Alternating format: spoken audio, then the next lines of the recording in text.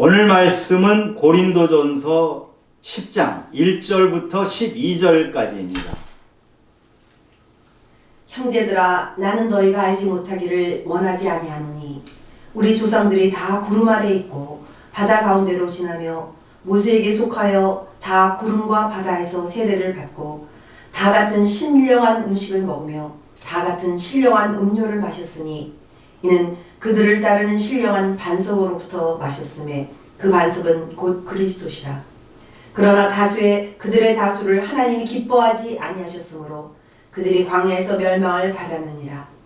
이러한 일은 우리의 본보기가 되어 우리로 하여금 그들이 악을 즐겨한 것 같이 즐겨하는 자가 되지 않게 하려 함이니 그들 가운데 어떤 사람들과 같이 너희는 우상 숭배하는 자가 되지 말라. 기록된 바 백성이 앉아서 먹고 마시며 일어나서 뛰논다 함과 같으니라. 그들 중에 어떤 사람들이 음행하다가 하루에 23,000명이 죽었나니 우리는 그들과 같이 음행하지 말자. 그들 가운데 어떤 사람들이 주를 시험하다가 뱀에게 멸망하였나니 우리는 그들과 같이 시험하지 말자. 그들 가운데 어떤 사람들이 원망하다가 멸망시키는 자에게 멸망하였나니 너희는 그들과 같이 원망하지 말라. 그들에게 일어난 이런 일은 본보기가 되고 또한 말세를 만난 우리를 깨우치기 위하여 기록되었느니라. 그런즉 선줄로 생각하는 자는 넘어질까 조심하라. 아멘. 출애굽기 14장에 홍해의 기적 사건이 나오죠. 제가 그 기적 사건을 묵상하다가 도대체 이 기적 사건을 통해서 나에게 그리고 우리 성도님들에게 무슨 말씀을 하고자 하시는가 묵상을 하다가 지금 고린도전서 10장 말씀을 택해서 말씀을 나누기로 했어요. 성경에는 수많은 기적이 나옵니다. 그 엄청나게 많은 기적 중에서도 정말 무시무시할 정도로 엄청난 기적 하나를 꼽으라 그러면 홍해의 기적이 될 것입니다. 이 홍해의 기적을 겪었던 이스라엘 백성들은 그 기적을 찬양하고 하나님을 경배하고 경외하고 하나님을 두려워하고 믿었습니다. 그런데 그들이 어떻게 됐나요? 그들이 40년이 지나도록 가나안 땅에 들어간 사람은 여호수아와 갈렙만 들어갔고 나머지는 다 거기서 멸망을 했습니다. 홍해의 기적은 정말 엄청나게 큰 기적이죠. 홍해 앞 막다른 길에 닥친 이스라엘 백성들에게 하나님께서 홍해가 갈라지는 놀라운 일을 행해 주셨어요. 양쪽으로 바다가 벽이 됐고 그 사이를 이스라엘 백성들이 지나가는 거예요. 200만 명이나 되는 거대한 사람들이 그 바다를 지나갈 때 아마 시간이 제법 많이 들지 않았을까 싶은데 그때 구름 기둥이 지금까지는 이스라엘 백성을 앞에서 인도하던 구름 기둥이 갑자기 뒤로 가서 바로의 군대가 더 이상 쫓아오지 못하게 막아버려요. 정말 거대한 장관이죠. 이 이스라엘 민족 200만 명이 그 바닷길을 거의 다 지났을 무렵에 바로가 그 바닷속으로 쫓아오는데 그때 바닷물이 덮치면서 바로의 군대 중에 한 사람도 살지 못하였더라. 이 엄청난 무시무시한 규모의 거대한 이 기적 사건입니다. 이 기적을 겪은 이스라엘 백성들은 하나님을 찬양하고 경배하고 정말 열광적으로 찬양을 합니다. 출애굽기 14장 31절에 보면 이 기적을 겪은 이스라엘 백성들이 하나님이 이집트 사람들에게 행하신 큰 능력을 보았으므로 여호와를 경외하며 여호와와 그의 종 모세를 믿었더라 이렇게 기록되어 있어요. 그리고 그 다음 15장에는 모세와 이스라엘 백성들의 노래가 나오는데 승리의 찬가를 불러요. 이렇게 시작됩니다.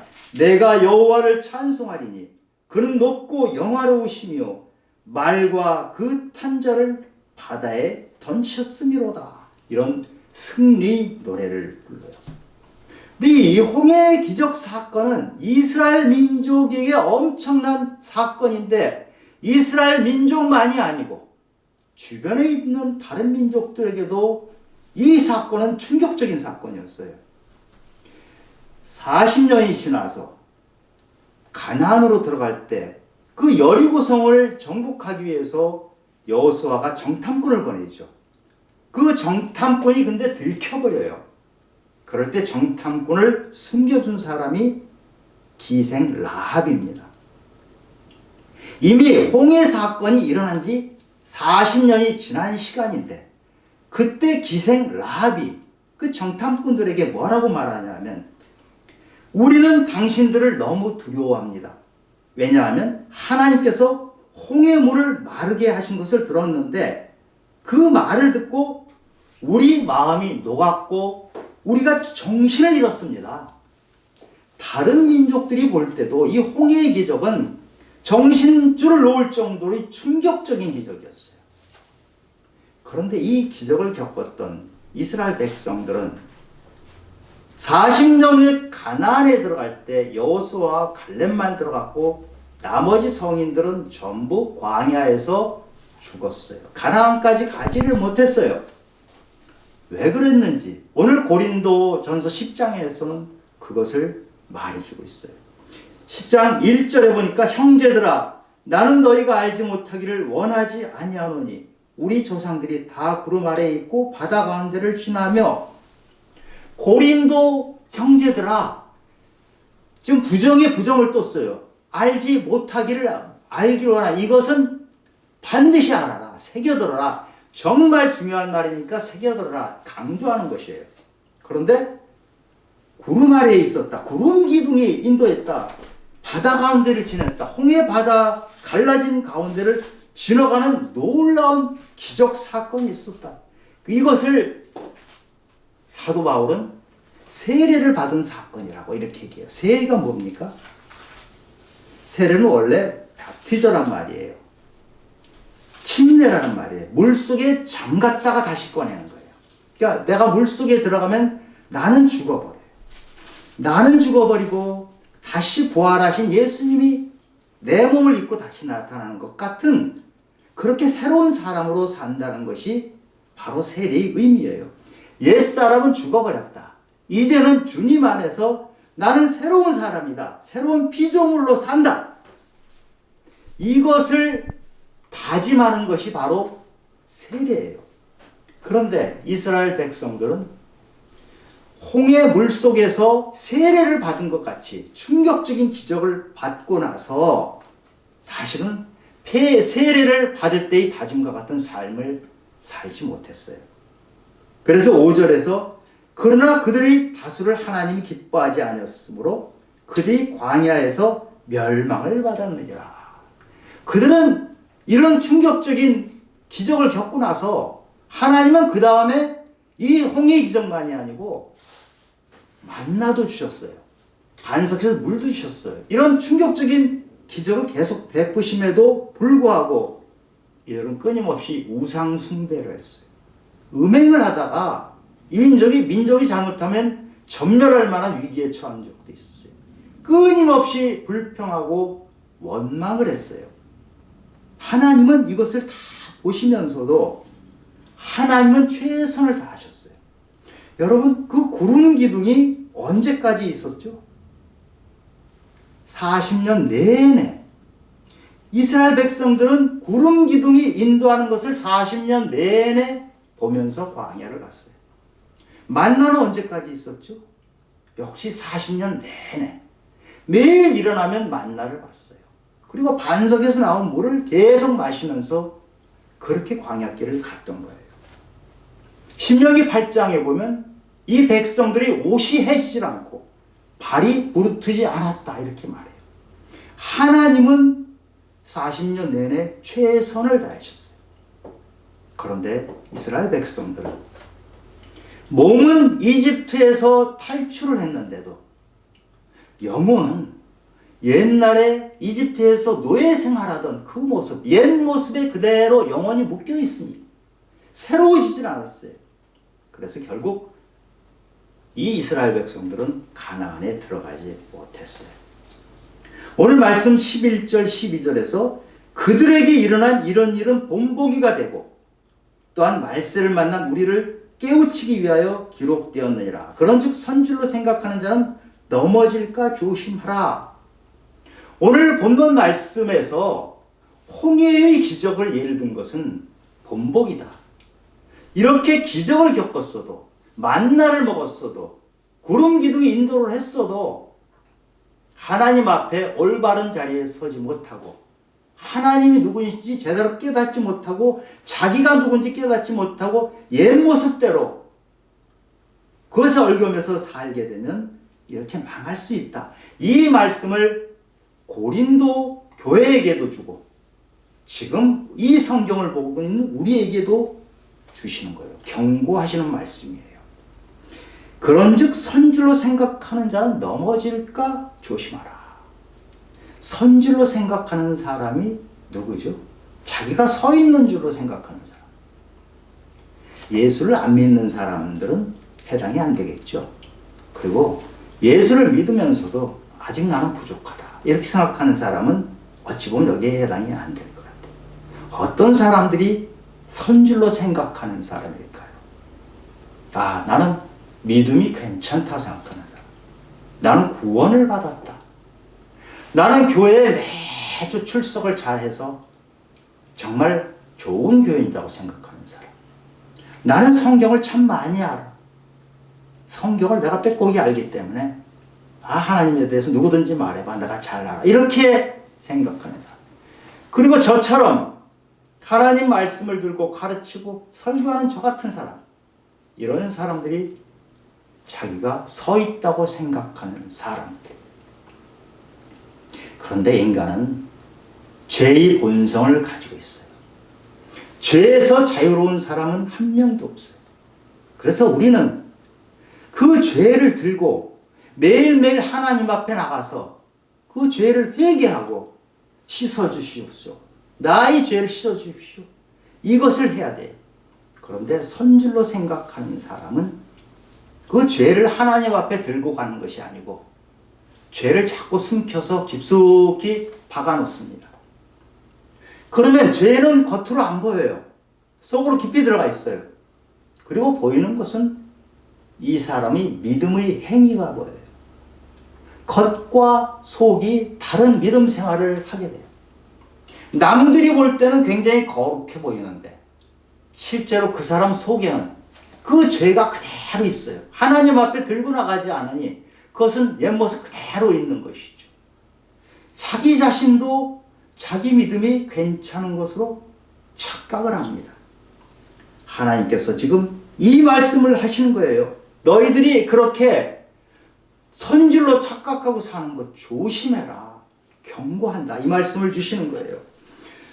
이스라엘 백성들은 홍해의 기적을, 그 엄청난 기적을 겪었지만 옛날 노예 생활의 것을 잊지 못하고 자꾸 그 익숙한 그 노예 생활로 되돌아갔던 그 사람들 결국은 광야에서 멸망하고 말았잖아요. 고린도란 그 도시는 굉장히 풍요로운 도시예요. 사치가 많은 도시예요. 거기에는 우상 숭배가 많고 은행이 많았던 그런 도시예요. 그러니까 고린도 교인들은 그런 도시에서 살면서 이 믿음의 집단으로 들어왔어요. 그래서 그 도시의 것들을 끊어버리고 들어온다고 했지만 그럼에도 불구하고 어려움이 있거나 어떤 기회가 되면 끊임없이 이 세상의 것, 고린도라는 도시의 것들이 그대로 다시 들어와요. 이것을 조심해라. 너희들이 그 도시에서 익숙하게 살던 옛날 문화, 우상 숭배하고 음행하던 문화를 끊어버려야 되는데 그 익숙한 것을 떠나지 못하고 있구나. 이 말씀을 하시는 거예요. 우리들은 어떻습니까? 여러분은 어떻습니까? 저는 저 자신에게 믿음에 있어서 이렇게 걸림돌이 될 만한 것, 저를 넘어뜨리게 할 만한 것이 뭐냐고 물어보신다면 제가 이걸 참 많이 생각을 해보니까 저에게는 남을 정죄하는 마음이 아직 그대로 살아있어요. 제가 나름대로 그 정죄하는 마음을 하나님께 내놓고 줄이고 해서 어떨 때는 많이 없어졌다고 생각을 하는데, 그럼에도 불구하고 저희 속에는 남을 정죄하는 마음이 여전히 살아있다는 것을 제가 깨닫습니다. 남을 정죄하면 어떻게 되죠? 남을 비난해요. 남을 안 좋은 사람으로 보게 되죠. 그러면 그 결과는 자기는 괜찮은 사람으로 생각을 하게 돼요. 중심에 딱 자기가 자리 잡아요. 모든 기준은 내가 기준이 되고, 사람들은 나로부터 비난을 받을 사람, 내가 죄를 추궁해야 될 사람으로 보게 돼요. 이게 익숙해지면 자기가 괜찮은 사람으로, 선질로 생각하는 사람으로 착각하는 삶을 살게 돼요. 남을 비난하는 어떤 집단이 있을 때 나도 거기에 합류해서 함께 비난하면 나도 괜찮은 사람으로 여겨지는 것이죠. 우리 누가복음 15장에 보면 탕자의 비유가 나오죠. 둘째 아들이 그 동생이 유산을 가지고 먼 데 가서 허랑방탕 다 써버리고 거지가 돼 가서 돌아옵니다. 아버지가 그 아들을 껴안고 너무 기뻐서 잔치를 벌려요. 그런데 그 잔치를 벌리는 그때 그것을 본노의 눈으로 보는 한 사람이 있죠. 바로 형이에요. 형은 그 동생을 너무 싫어해요. 동생이 창녀와 놀아났다고 이렇게 지레짐작하고 비난하고 분노하고 있어요. 그런데 이 형이 동생만 비난하는 것이 아니고 하나님이 동생을 맞이하는 것, 반가워하는 것, 잔치를 여는 것마저도 아버지에게 비난하고 분노를 표해요. 정죄하는 그 습관이 되다 보면 그 사람만 비난하는 것이 아니고 나중에는 하나님도 나의 불평과 비난의 대상이 되어버려요. 그래서 무서운 거예요. 아버지는 이 동생을 다 용서를 했는데 형은 그 동생을 계속 용서하지 않고 죄를 추궁하면서 더 큰 죄를 자꾸 만들어가고 있어요. 이것은 하나님 앞에서는 아주 큰 죄가 되는 것이에요. 지금 대통령 선거가 한 달 전쯤에 지났잖아요. 저는 대통령 선거 참 이번 선거처럼 정말 추잡하게 서로 헐뜯고 물고 욕하고 약점을 끄집어내고 이런 선거는 처음 본 것 같아요. 이 선거 운동하는 것을 TV에서 보다가 제가 깜짝 놀란 것이 있어요. 서로 비난하고 서로 헐뜯는 모습을 제가 자꾸 보다 보니까 저도 비난하고 헐뜯는 사람 중에 한 명이 되는 거예요.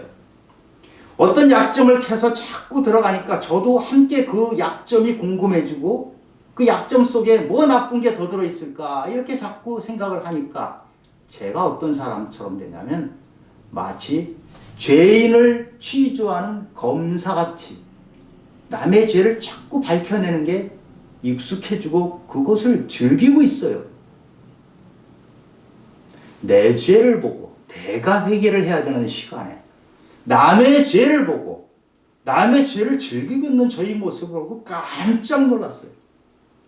저는 그래서 텔레비에 그런 것을 전부 꺼버렸어요. 비난하고 욕하는 그런 내용은 보지 않겠다 각오를 했어요. 얼마나 저를 상하게 만드는지, 저희 영혼을 상하게 만들고 제가 정죄하는 마음을 나름대로 다 지었다고 생각한 그것을 다시 살려내서 내 안에 정죄감이 나를 지배하도록 그렇게 만들어가는 것이에요. 이렇게 정죄라는 건 무서워요. 아마 여러분들도 지난 그 대통령 선거 때 그것을 보셨을 텐데 제가 권하기는 비난하고 헐뜯고 하는 그런 내용을 자주 접하지 않으시기 바래요. 그런 내용을 자주 접하면 나도 자꾸 비난하는 사람이 되고 이 세상의 중심에 이 세상의 모든 기준에 바로 내가 딱 서 있게 돼요. 그러면 하나님과는 거리가 멀어지는 것입니다. 여러분에게는 어떤 것이 걸림돌이 되십니까? 어떤 것이 여러분을 넘어지게 하는 것인가요? 각자 다 다를 거예요. 각자 다 다르겠지만 한 가지 공통점은 과거에 내가 익숙하게 했던 것들이 다시 살아나는 거예요. 그것이 나를 넘어지게 만들어요. 아니면 이 세상의 것이 내가 참 즐겁게 했던 것, 그것이 다 없어진 줄 알았는데 어느 날 문득 다시 살아나서 나를 넘어지게 만들어요. 사도 바울은 오늘 이 말씀을 전하면서 자기가 넘어지지 않으려고 얼마나 애를 쓰고 있는지를 얘기하고 있어요. 오늘 10장 말씀을 전하는데 바로 그 전에 고린도전서 9장 26, 27절에 이렇게 씌어 있어요. 그러므로 나는 다름질하기를 향방 없는 것 같이 아니하고 싸우기를 허공을 치는 것 같이 아니하며 내가 내 몸을 쳐 복종하게 함은 내가 남에게 전파한 후에 자신이 도리어 버림을 당할까 두려워함이라.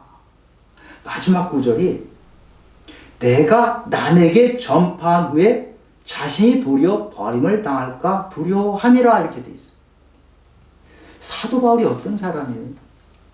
대단한 능력의 사람 아닙니까? 바울이 앞치마와 손수건만 얹어도 병이 나았더라, 귀신이 나갔더라, 놀라운 능력을 했던 사람이에요. 얼마나 많은 사람들에게 복음을 전했습니까? 신약 성경 27권 중에 13권을 사도 바울이 썼어요. 놀라운 믿음의 사람이에요. 그런데 이 믿음의 사람, 이렇게 많은 복음을 전했던 사람, 목숨을 걸고 예수를 붙잡았다고 생각했던 이 사람이 자신도 버림받을 수 있다는 것을 알고 있기 때문에 믿음의 표대, 믿음의 목표에서 벗어나지 않기 위해서 두려운 마음으로 자신을 쳐서 복종시킨다고 했어요. 자신을 쳐서 복종시키는 이 삶을 나도 살지만 당신들도 살라, 이것을 권면하고 있는 것이에요. 믿음은 달리기 경주예요. 마지막 결승점까지 가야 되는 것입니다. 그런데 우리가 마지막 결승점까지 가지 못하도록 뒤에서 잡아당기는 것이 있어요. 그것이 바로 내가 익숙하게 옛날에 했던 것, 나의 옛사람, 세상적인 것, 나 중심적인 것, 아주 달콤한 그것이 나를 때로는 유혹할 때가 있어요. 나를 넘어지게 만들어요. 이것과 선한 싸움을 쌓아야 돼요. 사도 바울도 싸움을 싸우거든요. 아멘. 우리 같은 사람이 이 선한 싸움을 포기하면 우리는 그 질 수밖에 없는데, 많은 사람들은 믿음의 행위는 바깥으로 하는데 내 안에 자꾸 들어오는 이 옛사람, 내 안에 익숙했던 것들과 싸우는 싸움을 포기해버려요. 그러면 남들이 보기엔 내 믿음이 그럴듯한 것 같은데 사실은 어정쩡한 믿음이에요. 미지근한 믿음 생활을 하면서 자기 믿음이 괜찮은 것으로 착각하면서 하루하루를 보내는 것이에요. 바로 그런 사람들이 요한계시록 3장에 나온 라오디게아 교회입니다. 이 라오디게아 교인에서 하나님께서 이렇게 경고를 합니다. 너는 미지근하여 뜨겁지도 차지도 아니하니 내 입에서 너를 토하여 버리리라. 토하여 버리리라. 차든지 뜨겁든지 하라. 이 사람들이 자신에 대해서 나는 부자라, 부유하여 부족한 것이 없다 하나 너의 곤고한 것과 가련한 것과 가난한 것과 눈먼 것과 벌거벗은 것을 알지 못하는도다. 네가 열심을 내라, 회개해라. 라오디게아 교인들은 부자들이었어요. 돈이 많아요. 돈이 이 세상을 지배하기에는 가장 좋은 수단이죠. 그러니 이 사람들은 부족한 게 없어요. 자기가 하고 싶은 것을 다 하기 때문에 이 사람들은 점점 하나님이 없어도 돈으로 충분히 살 수 있다고 생각을 해요. 이렇게 되면 적당히 남들 앞에는 믿는 사람인 척하지만 실제로 이 사람이 믿는 것은 돈을 믿는 거예요. 하나님 나라를 구할 필요조차 없잖아요. 이 세상에서 돈 가지고 다 해결되는데 왜 하나님 나라를 굳이 꿈꿀 필요가 뭐 있어요? 하나님 나라에 대한 소망마저도 사라질 수 있는, 사실은 신앙의 심각한 위기인데 그것마저도 깨닫지 못하고 살아요.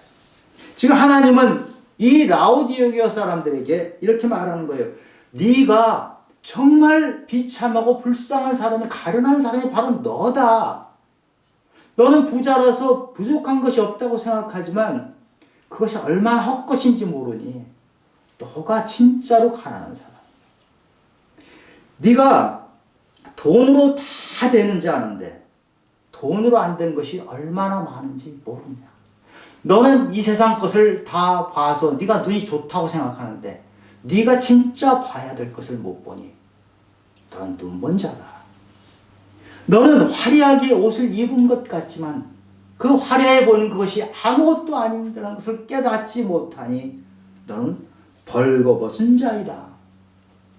네가 익숙하게 세상에서 네가 누리던 것에 다시 들어가지 말고 하나님 앞에 올바로 서서 너희 죄를 꺼내놓고 회개해라. 이 경고의 말씀을 하신 거예요.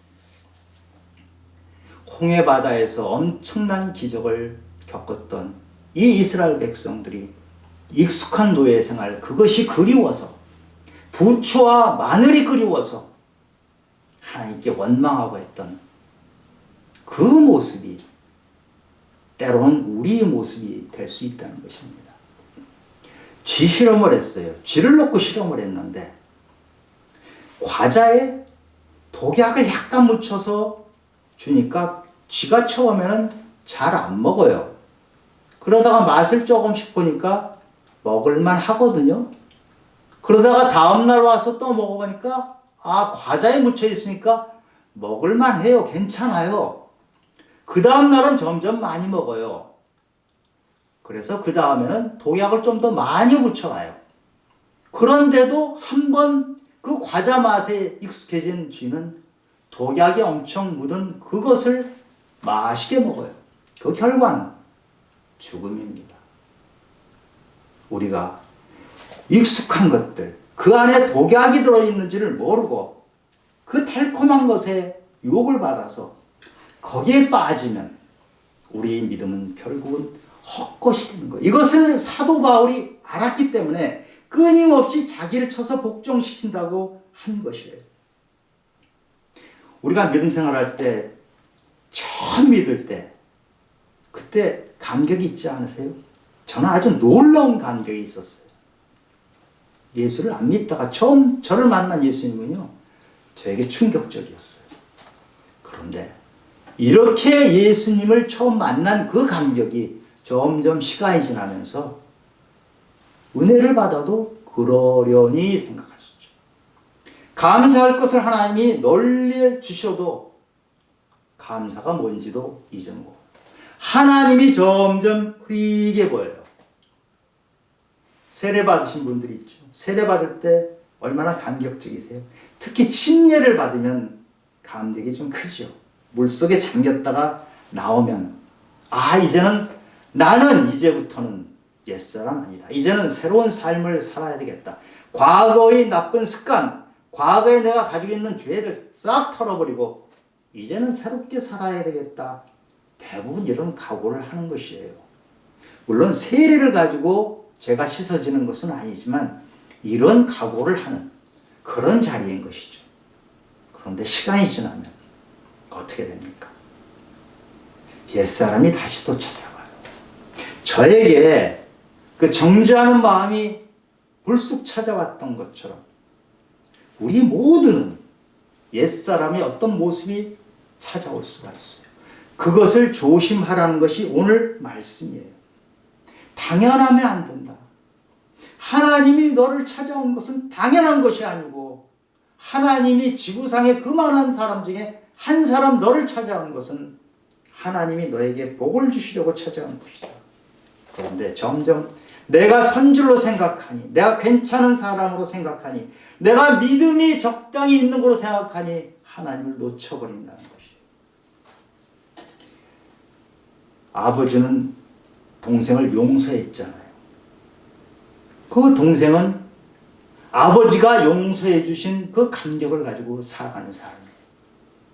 그런데 형은 용서받은 동생을 용서해 준 하나님을 판단하고 있어요. 우리 믿음이 때로는 하나님의 생각이 나의 생각과 다를 때 내가 하나님을 판단해요. 그리고 내가 하나님의 자리에 앉아요. 과거의 익숙한 삶으로 돌아가는 것이 바로 이러한 삶이 될 수 있는 것이죠. 홍해 사건을 겪었다고 해서, 이런 기적을 겪었다고 해서 구원을 받나요? 오늘 이 말씀이에요. 너희들이 그렇게 해서 구원받는 것은 아니다. 사도 바울도 버림받을까 두려워서 자기를 쳐서 복종시켰는데, 너희들도 구원을 받으려면 두렵고 떨림으로 구원을 받아나가는 것이다. 자기를 쳐서 복종시키는 삶을 살아야 된다. 적극적으로 하나님 나라를 살아야 되고 하나님을 나의 삶에 초청해야 한다. 그런데 사탄은 가장 싫어하는 것이 우리 안에 하나님 나라가 이루어지는 것이에요. 사탄은 끊임없이 너희 옛 것, 달콤했던 것, 네가 익숙했던 것으로 돌아가라, 이렇게 유혹을 합니다. 이 사탄과의 영적 전투를 해야 돼요. 이 선한 싸움을 한 것이 우리 믿음이에요. 그런데 이 믿음 생활, 이 영적 전투는 나 혼자 하는 것이 어렵잖아요.